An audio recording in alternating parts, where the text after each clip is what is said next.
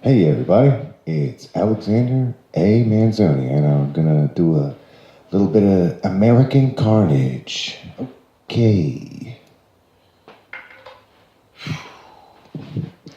Alright.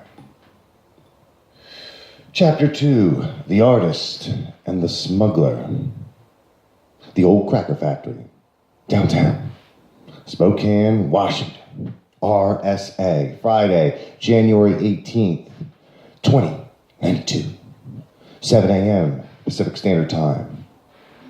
2 years into Eagleman's second term of office. In the post-nuclear dawn, an aging artist in exile tremulously pressed paint to canvas. He painted the view from the porthole in his hidden studio underneath a crumbling, abandoned cracker factory. He painted the way he thought things should be. It was hard to tell what that was exactly. All the artist Francois knew initially while growing up was what the government wanted him to know, which wasn't much these days. The paint he was using, it in itself was illegal. For the most part, he mixed his own pigments and sold them to other like-minded individuals.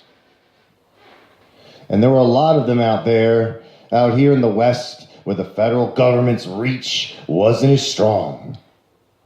Ever since Russo China nuked New York, Philadelphia, Chicago, Seattle, and Los Angeles, it hadn't been the same.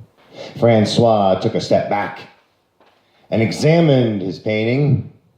He frowned dismally and quickly turned away. "I'm sick of looking at this mess," he said to himself. I need to get away from it. Francois stared back through the porthole. Charcoal gray snow was falling, piling up everywhere on top of the already present 6 inches of accumulation. Francis chose not to paint the snow, though. He abhorred it. The toxic rain and snow, it contaminated everything it touched. So he painted the spring. A spring that he himself never truly knew the likes of. There was a sharp, trilling buzz. It came in through an intercom, stained with 1,000 different hues and multicolored fingerprints. The resident artist in question placed his used brushes in a clouded jar of turpentine. He wiped his hands off on a greasy rag and answered the call, pressing a button on the bottom of the cracked plastic panel. "Who is this?" inquired Francois. "Hey!" said a deep, boisterous, masculine voice. "Frankie! Yo, it's Kev. Let me in. I'm freezing to death out here." And the password is?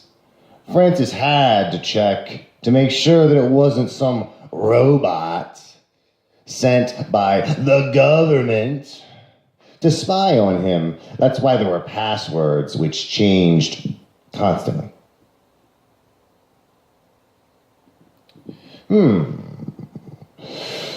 Sally sells seashells down by the seashore. Tongue twisters combined with passwords were a recently proven method of uncovering robotic spies by crashing out the linguistic systems. "All right," said Francois. "You can come into decontamination." Cavane entered from outside through a 3-inch thick steel door and into a room Whereupon, a machine quickly blasted him on both sides. Blasted him on both sides with a high-pressure spray. Being quite drunk, Cavane staggered against the velocity of the decontaminating jets. Once they were done their job, Cavane removed his trendy hazmat casual gear and put the dripping garments up on a coat rack mounted onto the wall. Francois popped the hatch from the other side and allowed Cavane entry. "You got anything to drink? I feel like I'm about to die," immediately said Cavane, foregoing the usual pleasantries. Am I about to be the recipient of an exhaustive, altogether dreary monologue without an end or point, my friend? You know me, brother. Well, I'm in no mood for it. For what? Whatever you're about to say. Oh, come on. You won't believe what the president just said, man. Not on the regular feed, though. You know, I heard it on The Wire. The Wire referred to an oft-illegal implementation of the internet used by criminals, dissidents, and artists alike. It was somewhat akin to the deep web, except it's used far more widespread by the public. You spend so much damn time and energy online, said Francois, and what good has ever come of it? Hey, I at least know what's going on, especially in my profession. So how's about that drink before I drop dead of thirst? Yes, I think I've got a bit of wine I can spare. A bit, he says. The biggest non-homeless wino around here tells me he's got a bit. Francois was referring to his reserves. Plastic buckets of just a little bit better than prison-grade wine. They were fermenting in the sub-basement. It was highly illegal and considered tax evasion, of which the penalty was death.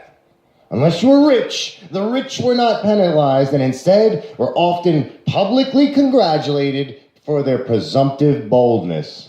And that is the end of part 1 of this video. I'll pick up again in part 2. Thank you for watching.